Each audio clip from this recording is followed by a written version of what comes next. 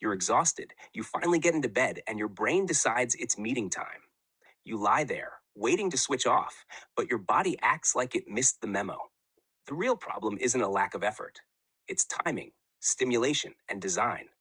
Your body clock is out of sync. Your evenings load your system with alerts, caffeine, and light, and your wind down has no clear signal.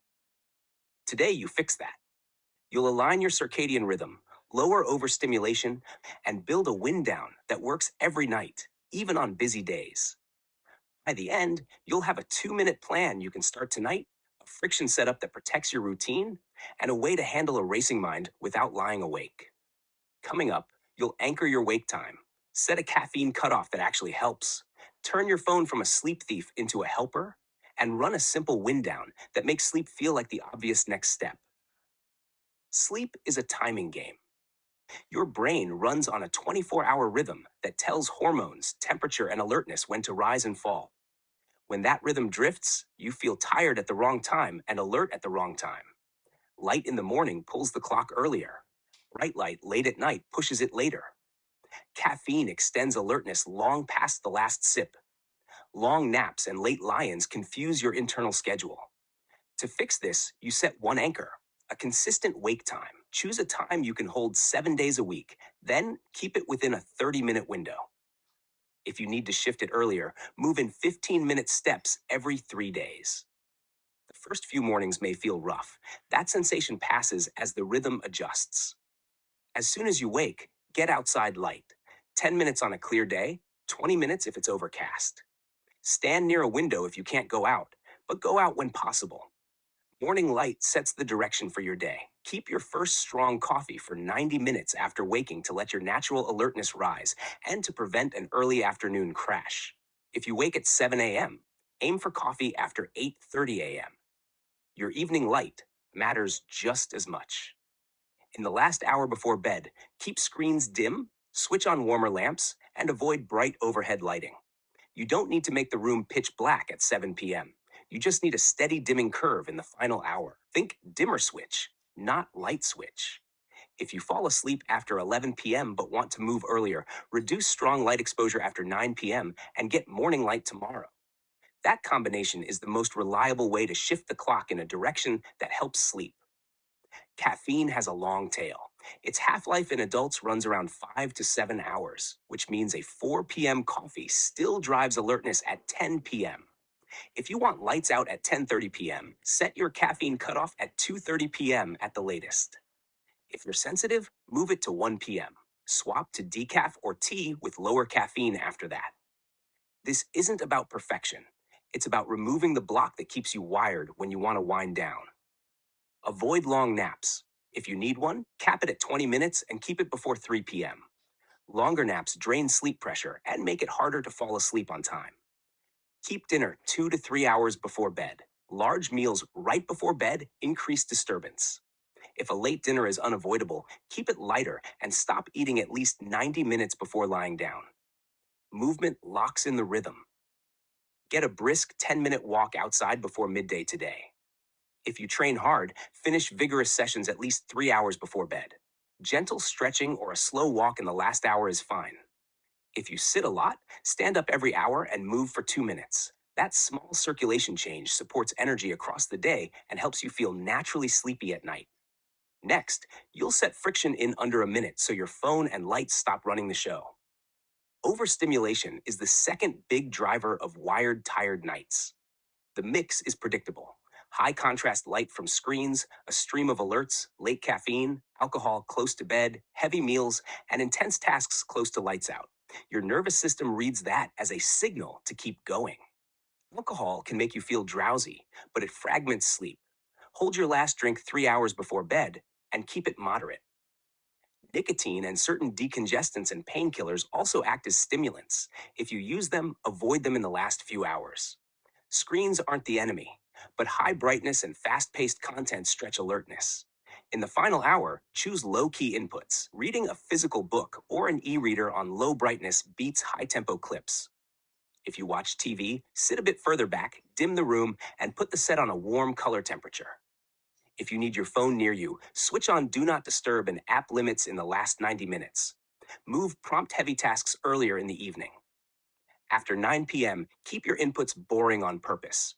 You shift your brain from high arousal to low arousal. Let's make that practical tonight. At 8:30 p.m., set your phone to do not disturb to start automatically at 9 p.m. every day. Add 4 apps to a downtime list: short form video, email, messaging, and news.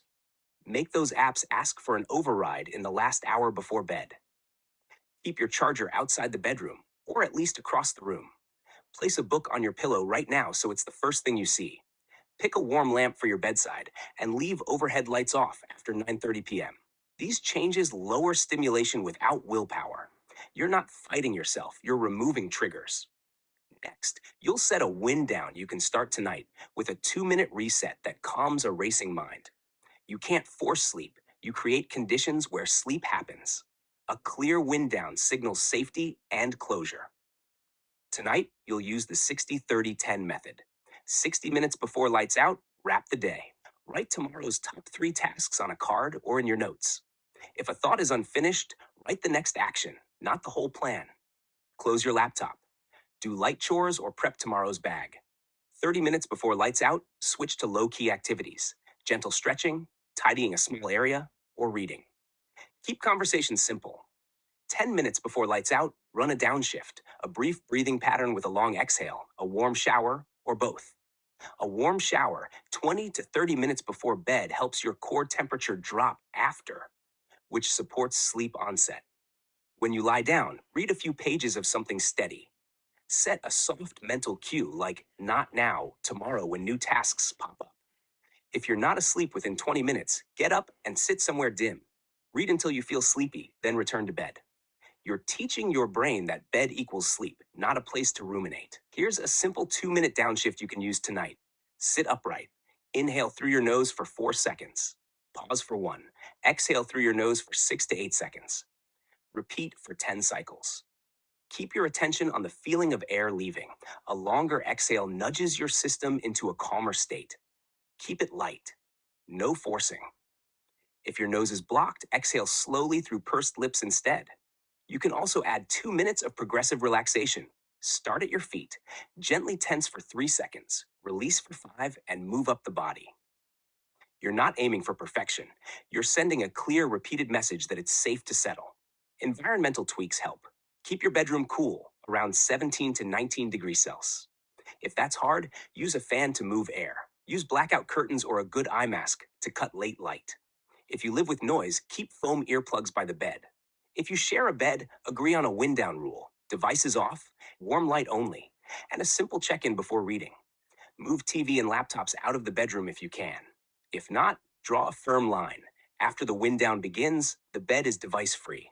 Small changes win. Replace your bright bedside bulb with a warm, low lumens bulb today. Put your book and earplugs within reach. Fill a glass of water and leave it on the bedside table. When the basics are in place, the rest becomes easier. Next, you'll create friction that protects this plan, even when you're tired or busy. Motivation wasn't the issue, design was. You don't need more willpower at 10:45 p.m. You need a setup that makes the right action simpler than the wrong one. Do this now in 60 seconds. Move your phone charger outside the bedroom or across the room. Set Do Not Disturb to start at 9 p.m. every day. Put your alarm on the device you will keep out of reach. Place your book on the pillow. Lay out pajamas and tomorrow's clothes. Set a recurring reminder titled "Wind Down Starts Now" for your chosen time. That's it. You've built a low effort path. If you want to go further, add one more layer of friction. Log out of your fastest reward apps so you need a password at night. Turn your screen grayscale after 9 p.m. Move streaming apps off your home screen. Use app timers with a passcode someone else sets. You're not banning anything. You're tuning the environment so your default choices support sleep. Implementation intentions make this stick. Write 3 clear statements and keep them visible tonight. If it's 9 p.m., I start wind down. If I'm not sleepy after 20 minutes in bed, I get up and read in low light. If I wake at 3 a.m., I stay calm, breathe with a long exhale, and avoid screens. These cues save you from debating in the moment. The less you negotiate at night, the better you sleep. Next, You'll handle the racing mind with a 60-second capture that prevents mental loops. A busy mind isn't a sign you're broken, it's a sign of open loops. Your brain holds unfinished tasks and worries near the surface to keep you safe. When you lie down, those loops step forward. You don't argue with them, you capture and park them. Do a 1 minute brain dump 90 minutes before bed. Open a notebook and write down anything that wants attention: errands, emails, concerns. Don't solve, just list. Then add one line next to each: next action or parked for 10 a.m. tomorrow. If a worry is vague, schedule a 15-minute worry window tomorrow at 4:30 p.m. During that window, you write it down again and list specific steps or acceptance statements. When the thought appears at 11 p.m., you remind yourself it has a slot. If you wake in the night and the mind starts, keep a small notepad by the bed. Write a single line and a time to handle it tomorrow. Keep the light low. Avoid the phone. You're training the brain to trust that tomorrow you will handle it. If you need a mental anchor, use this. Slowly count your breaths up to 10 and back down to 1. Each exhale gets the count. If you lose the count, start again. It's simple, repeatable, and modestly effective because it occupies the same mental space that rumination tries to fill.